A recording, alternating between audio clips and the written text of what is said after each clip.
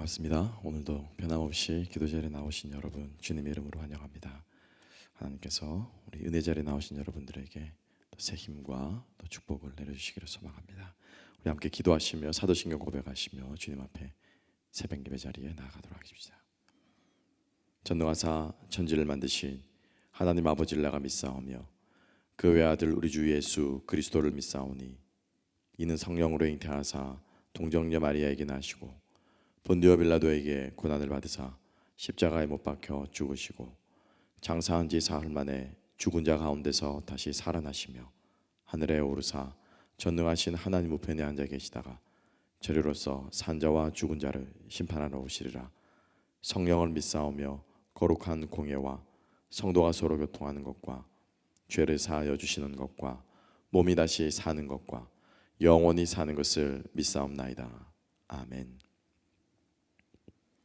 우리 찬송가 314장 우리 함께 찬양하시겠습니다. 314장 내 구주 예수를 더욱 사랑. 우리 314장 함께 찬양하겠습니다. 내 구주 예수를 더욱 사랑. 엎드려 비는 말 들으소서. 내 진정 소원이 내 구주 예수를 더욱 사랑. 더욱 사랑. 이전엔 세상 락 기뻤어도 지금 내 기쁨은 오직 예수.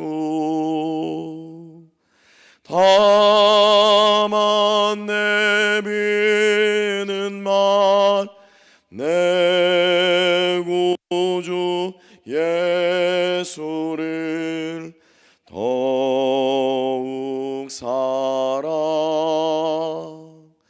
더욱 사랑. 이 세상 떠날 때 찬양하고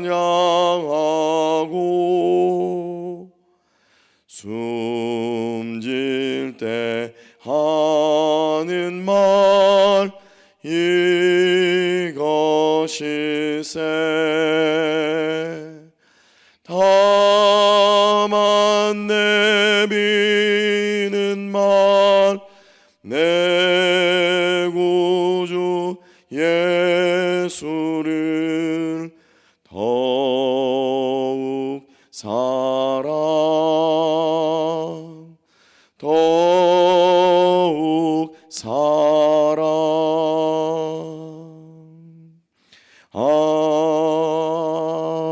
아멘. 아멘. 우리 오늘 하루도 우리 어제보다 더 주님을 사랑하는 우리 모두가 되시기를 소망합니다. 우리 오늘 계속해서 우리 시편 18편 말씀 우리 함께 묵상하겠습니다.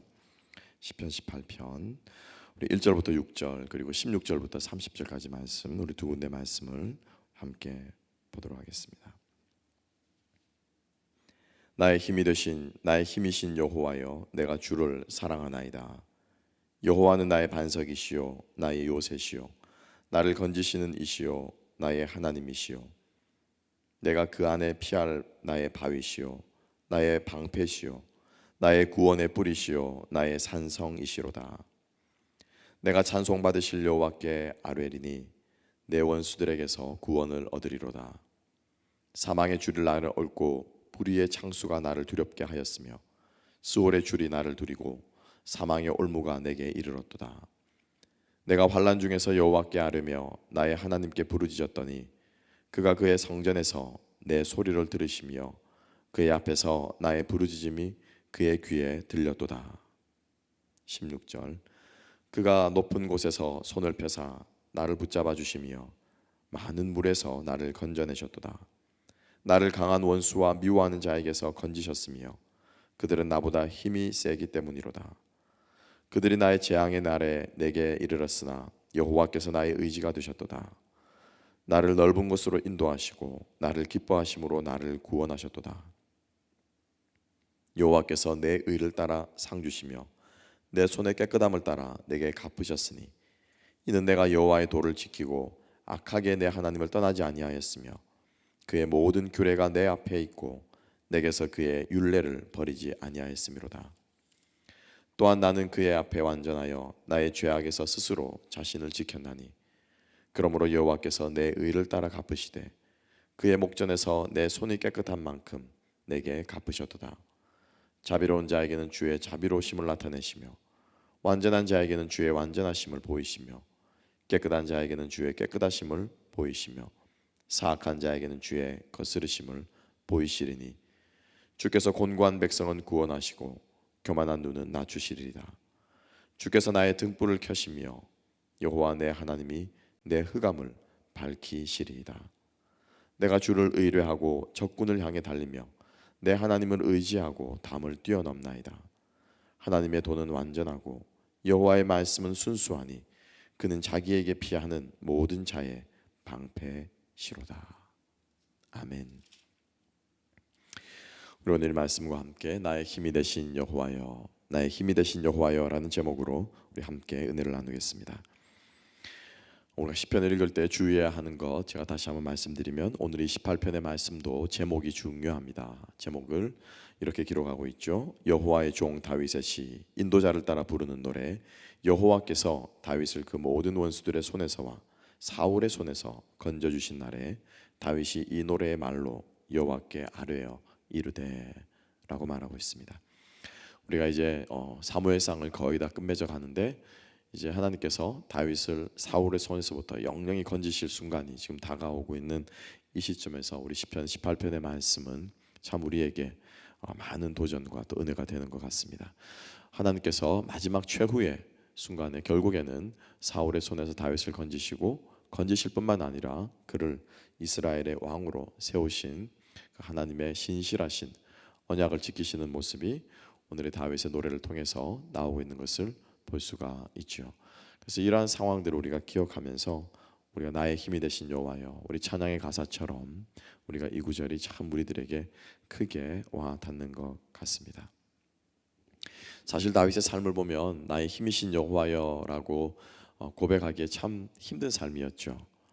도망자의 삶이었고 늘 쫓기는 삶이었고 참 파란만장한 이야기들, 사건들이 끊이지 않았던 것이 다윗의 일생이었습니다. 여러분들의 삶은 어떠십니까?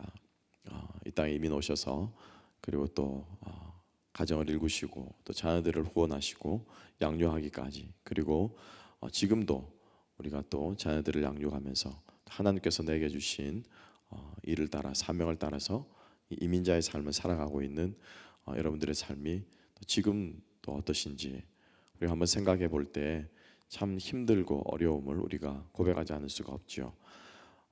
야곱이 하나님 앞에서 바로 왕 앞에서 고백했던 말이 요즘 제 마음속에 많이 떠오릅니다. 그는 그의 인생 130년을 돌이켜보면서 우리는 야곱을 축복받은 자로 또 하나님의 은혜를 입은 자로 많이들 생각하고 있습니다. 실제로 그랬고요.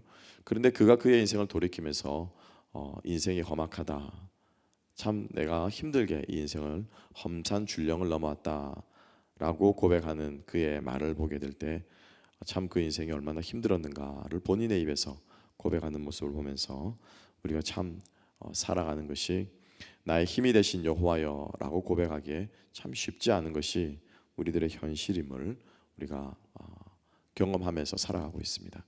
오늘의 다윗의 시편도 6절 이후의 말씀을 보게 되면 4절 이후의 말씀을 보게 되면 16절까지 아주 긴 부분에 걸쳐서 자신의 어려움과 힘들었던 암울했던 그러한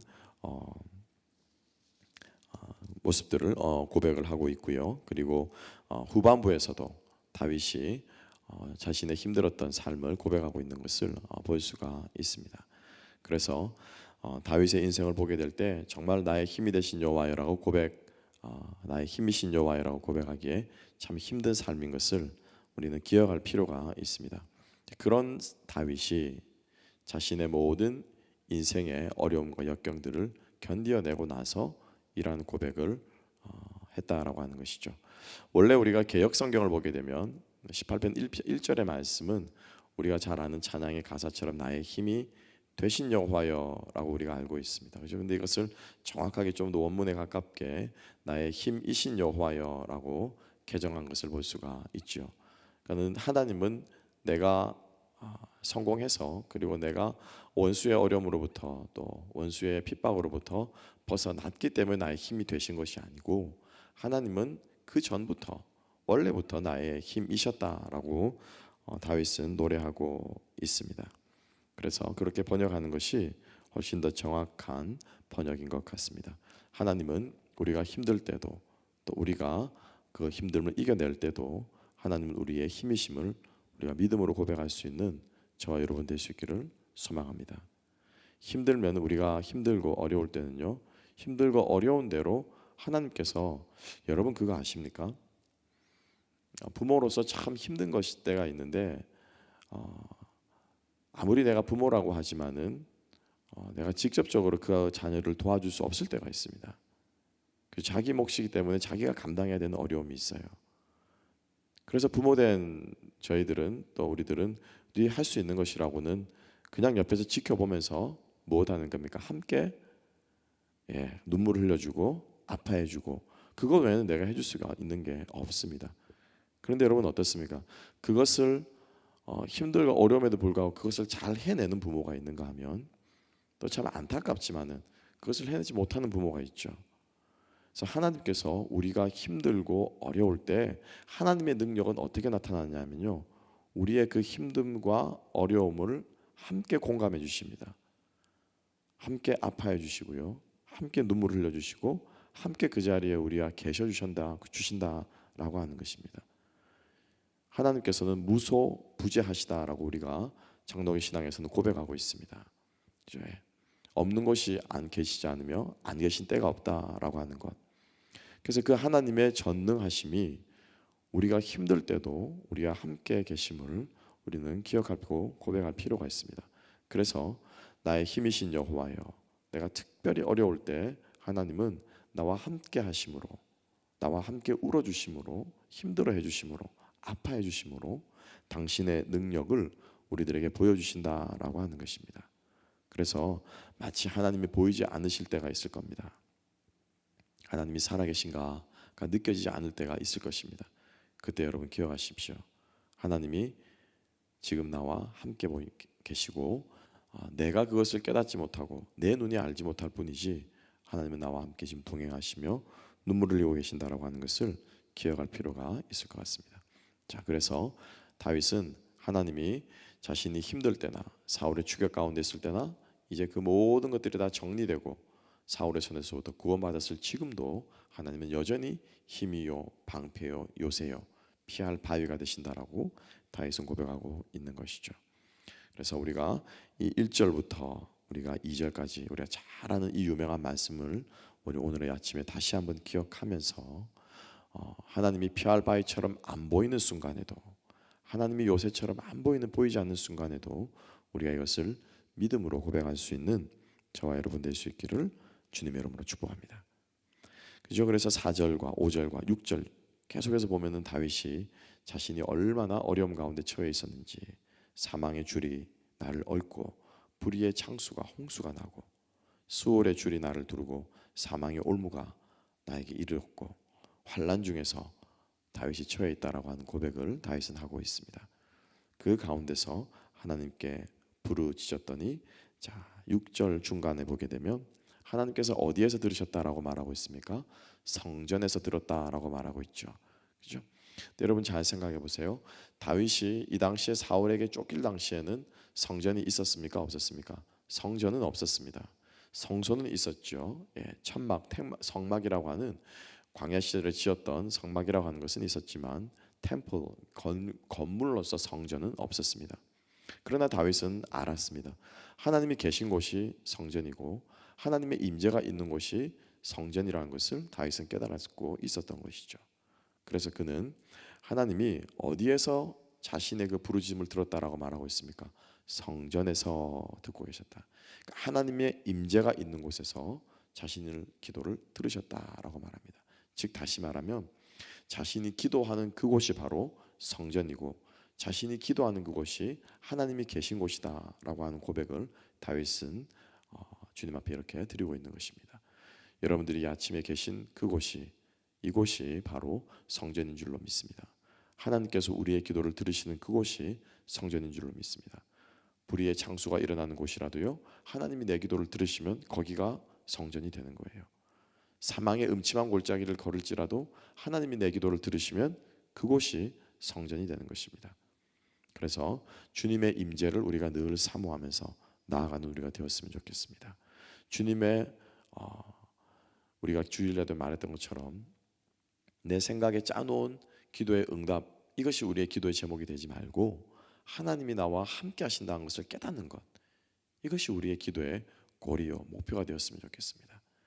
주님께서 우리와 함께 하실 때 우리는 다양하게 우리는 하나님의 임재와 도우심과 역사하심을 경험하실 줄로 믿습니다. 오늘 하루도 그 우리의 상상과 생각과 우리의 지각을 뛰어넘으신 하나님의 지각이 여러분들과 함께 하시고 여러분들이 우리의 삶 가운데 드러내어 주시기를 소망합니다. 자, 그래서 6절 중간을 보게 되면 다윗은 하나님이 내 소리를 들으시는 그곳이 내 부르짖음에 귀를 기울이는 그곳이 바로 성전인 것을 고백하고 있습니다. 그래서 그 16절을 보게 되면 그가 높은 곳에서, 즉 다시 말하면 그 성전에서 마치 우리가 위에서 물에 빠져간 사람을 건져주는 것처럼 다윗은 묘사하고 있습니다. 높은 곳에서 손을 내밀어서 나를 건져내 오신다. 하나님의 구원의 손길을 노래하고 있지요. 17절은 아주 재미있습니다. 하나님이 그렇게 나를 건져주시는데 건져주시는 이유가 내가 불쌍해서라고 고백하지 않고요, 하나님이 의로우셔서 자비로우시더라고 고백하지 않고 나보다 나의 원수가 강하기 때문에 나를 건져주신다라고 말하고 있죠. 여러분, 그러면은 생각해 보세요. 나의 원수가 강하면 강할수록 하나님이 나를 건져주시는 힘도 어떻습니까? 강하겠죠. 예. 그러니까 웬만한 힘으로는 건져낼 수, 이게 세게 당겨야 되잖아요. 세게 당겨야지 빠져나올 수 있다면 그만큼 하나님의 힘도 우리에게 강하게 역사하겠죠. 그래서 그래서 바울이 뭐라고 고백합니까? 나의 연약함을 내가 자랑한다라고 고백하는 거예요. 내가 약할 때 곧 그때가 강함이라라고 고백하고 있는 것이죠. 그래서 하나님의 역사는, 하나님의 능력은 우리가 약할수록, 우리가 연약할수록 하나님의 능력은 더 아름답게 드러나게 될 줄로 믿습니다. 약하다라고 하는 것은요, 우리가 실제적으로 무능하고 능력이 없고 라고 하는 것도 우리의 약함의 모습의 한 부분이지만, 그것보다도 오늘 이 말씀을 비추어 볼 때 약하다라고 말하는 것은요, 겸손한 것을 말하는 겁니다. 엎드려지는 것을 말하는 거예요. 뒷부분을 보게 되면 하나님께서 교만한 자의 눈을 낮추신다라고 하는 고백이 나오는데, 우리가 하나님 앞에 우리의 약함을 자랑한다라고 할 때 그것은 바로 겸손하게 엎드려질 줄 아는 모습까지도 우리의 약함에 포함되는 것입니다. 여러분, 실제로 약하기 때문에 약해지는 것은 누구나 할 수 있습니다. 아니, 그렇게 할 수밖에 없습니다. 왜? 내세울 게 실제로 없잖아요. 그죠? 근데 하나님께서 말씀하시는, 보시는 연약함이라고 하는 것은 어떠한 상황 가운데 있다고 할지라도 주님 앞에 엎드려지는 것. 그러니까 내 비교의 대상을요, 내 비교의 대상을 사람에게 두지 마십시오. 사람에게 두게 되면은 때로는 내가 강하게 보일 때도 있고요, 나보다 강한 사람을 만나면은 약하게 보입니다. 그런데 내 기준을 하나님께 두면 하나님 앞에서 내가 강하다라고 우길 사람은 아무도 없습니다. 하나님 앞에서 내가 높다라고 말할 사람은 아무도 없습니다. 하나님 앞에서는요, 엎드려질 수밖에 없는 것이죠. 그래서 하나님께서 말씀하시는 내 원수가 강하기 때문에 나를 건져내셨다라고 하는 말은 바로 다윗의 연약한 모습을 보시고, 약한 모습을 보시고, 겸손한 모습을 보시고 하나님께서 다윗을 건지셨다라고 하는 것입니다. 소망하기는 오늘 하루도 정말 여러분들이 우리가 하나님 앞에서 우리의 연약함을, 우리의 겸손함을 자랑하며 고백하면서 나아갈 수 있는 우리가 되었으면 좋겠습니다. 계속해서 다윗은 하나님께서 구원하시는 이유를 또 한 번에 두 번째 이유를 이야기하고 고백하고 있습니다. 20절부터 쭉 이어지는 말씀은 한마디로 말하면은 하나님께서 내 의를 따라서 내가 하나님의 말씀을 붙들었기 때문에 하나님께서 나를 지켜주셨다라고 말하고 있는 것입니다. 지금 다윗은 자기의 행위가 낫다라는 것을 말하고 있는 것이 아니에요. 내가 사울보다 착한 행실을 더 많이 했다라고 말하는 것이 아니고 계속해서 23절 보면은 그의 앞에서 완전하여 나의 죄악에서 스스로 자신을 지켰다. 그리고 여호와께서 내 의를 따라 갚아주셨다. 내 손이 깨끗한 만큼 내게 갚으셨다. 자비로운 자에게는 자비를, 깨끗한 자에게는 깨끗하심을, 곤고한 백성은 구원하시고 교만한 눈은 낮추신다 라고 말한 이 모든 고백을 지금 다윗이 하는 근본적인 이유가 뭐냐면은 다윗이 하나님의 말씀을 붙들었다라고 하는 것입니다. 하나님께서 다윗 이 30절을 특별히 보게 되면 하나님의 도는 완전하고 말씀은 순수하니 그는 자기에게 피하는 모든 자의 방패시로다. 그러니까 즉 다시 말하면 다윗이 하나님을 붙들었던 것, 하나님 앞에 나아갔던 것은 바로 기도와 함께 말씀을 붙들었다라고 하는 것이죠. 이후로 계속해서 이어지는 것을 보게 되면은 말씀은 순수하니 30절 그는 자기에게 피하는 모든 자의 방패시로다. 즉 하나님의 말씀으로 피하는 다윗이다라고 하는 것입니다. 여러분 우리는 다윗의 인생 가운데 그의 인생이 어떻게 해서 이스라엘 역사 속에서 등장하고 시작하게 되었습니까? 하나님께서 사무엘을 통해서 그에게 기름을 부으셨을 때 그때부터 다윗이 이스라엘 역사에 등장하게 되었습니다. 그 기름을 부으시면서 하나님께서 사무엘에게 내가 그를 이스라엘의 왕으로 세우겠다. 나는 사람의 중심을 보는 사람이다. 여호와다라고 하나님께 선포하시면서 하나님께서 다윗에게 당신의 약속을 주신 것이죠.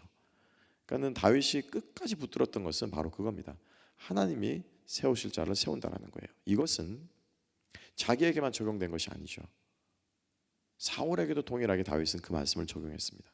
그래서 몇 번이나 기회가 있었지만은 다윗은 사울의 목을 치지 않았습니다.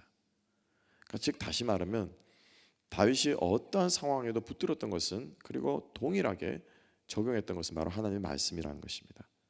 그 말씀을 자신에게도 적용할 뿐만 아니라 자신의 원수에게도 적용하고 상황에도 적용하고 모든 것에 하나님의 말씀을 붙들고 그 말씀을 기준 삼아서 다윗은 나아갔다라고 하는 것이죠. 이게 얼마나 일관된 모습이고 일관된 태도입니까? 여러분 그렇지 않습니까? 은혜 받는 것은 내가 은혜 받는 것이고 또 은혜 받은 내가 또 하나님의 은혜를 받았다고 생각하면 이 은혜를 흘려보내야 되는데 참 자신에게는 관대하고 다른 사람에게는 엄격한 것이 우리의 참 한계요, 우리의 연약한 모습 아니겠습니까? 내가 하면 뭐고 그죠? 다른 사람이 하면 뭐다라고 하는 그런 말이 있잖아요. 그런 것처럼 우리가 경우에 따라서 상황에 따라서 내가 받는 은혜만을 생각하는 것이 아니라 다윗이 오늘 이 말씀처럼 이 고백처럼 하나님의 말씀을 어떠한 상황에도 하나님의 말씀이 말씀되게 우리가 적용하면서 나아가는 모습이 바로 하나님의 말씀으로 피하는 우리들의 모습이지 되어야 할 줄로 믿습니다. 여러분 말씀을 붙든다라고 하는 것은 이런 거예요. 한 구절 나에게 은혜가 되는 말씀을 나에게만 적용하는 모습, 이것은 우리 어린아이의 신앙입니다. 어린아이들의 신앙이에요. 이거 틀렸다는 말은 아닙니다. 근데 우리가 믿음 안에서 자라가고 성숙하고 기도를 통해서 하나님을 더 깊이 알아가고, 여러분 그렇지 않습니까? 대화를 어느 사람과 계속 하다 보면은 그 사람에 대해서 깊이 알아가다 보면 이해의 폭이 넓어지게 되고 그 사람을 더 사랑하게 되는 것이, 그게 우리들의 이 사람을 사귀어가고 교제하는 모습 아니겠습니까? 하나님 앞에 기도하고 하나님과 대화하고 하면 할수록 하나님을 더 깊이 알아가야 되는 것이죠. 하나님에 대한 이해의 폭이 넓어져야 되는 것이죠. 그런데 우리는 끊임없이 기도의 폭은 계속해서 넓혀지지 아니하고 우리가 달라고 하는 것, 우리가 원하는 것, 우리가 원하는 방식, 이것들을 가지고 계속해서 자기중심적인 모습으로 신앙생활을 하게 된다면 그것은 영적으로 끊임없이 단단한 식물을 먹지 못하는 젖먹이에 불과한 삶을 우리는 살아가게 될 수밖에 없을 것입니다. 우리가 하나님의 말씀을 의지하고 그 말씀으로 피한다라고 하는 모습은 우리가 오늘 아침에 다시 한번 우리의 기도하는 모습에 적용했으면 좋겠습니다. 하나님의 말씀이 나에게뿐만 아니라 나를 힘들게 하는 사람, 나를 힘들게 하는 상황, 어떠한 것에도 하나님의 말씀을 적용할 수 있는, 그렇죠? 다른 사람을 하나님께서 의로 심판해 주십시오라고 고백하는 그 말씀을 그럼 동일하게 누구에게도 적용해야 됩니까?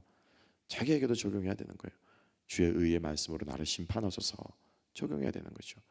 하나님의 그 사랑의 말씀으로 나를 붙들어 주십시오라고 했을 때는 그 사랑의 말씀을 누구에게도 마찬가지로 나를 힘들게 하고 나를 어렵게 하는 다른 모든 것들에게도 적용해야 된다는 것입니다. 오늘 이 다윗의 고백처럼 우리가 기도하는 모습이 말씀으로 피하고 말씀으로 달려가는 우리가 되었으면 좋겠습니다. 말씀을 정리하면서 오늘 우리가 세 가지의 말씀을 생각합니다. 나의 힘이 되신 여호와, 내가 어려울 때나 어떤 때나 나에게 힘이 되신 하나님을 붙들 수 있는 저와 여러분 될 수 있기를 소망합니다. 우리의 기도를 들으시는 하나님, 하나님의 임재가 있는 곳이 곧 하나님의 성전임을 우리가 기억할 수 있는 우리가 될 수 있기를 소망합니다. 마지막으로 우리가 주님 앞에서 하나님의 말씀을 항상 우리의 삶 가운데 적용하면서 그 말씀으로 피할 수 있는 올바른 말씀 생활을 할 수 있는 우리가 될 수 있기를 다시 한번 주님의 이름으로 축복하며 오늘 하루가 주님의 손 안에서 저와 여러분 안에서 이 말씀이 이루어지시기를 주님의 이름으로 축복합니다. 기도하겠습니다. 하나님 아버지 감사합니다. 나의 힘이 되신, 나의 힘이신 여호와 하나님, 그 하나님을 오늘 이 아침에도 우리가 의지하고 담대하게 나아가기를 소망합니다. 어떠한 상황이라도 주님께서 거기 계신 곳이 성전이며 하나님께서 나와 함께 하시는 곳이 나를 들으시는 곳임을 다시 한번 기억하고 우리가 오늘 하루의 삶의 터전을 주님 앞에 올려드리며 성실하게 임할 수 있는 우리 모두가 되게 하여 주시옵소서. 감사하며 모든 말씀 예수님 이름으로 기도하옵나이다. 아멘. 우리 함께 기도하시겠습니다.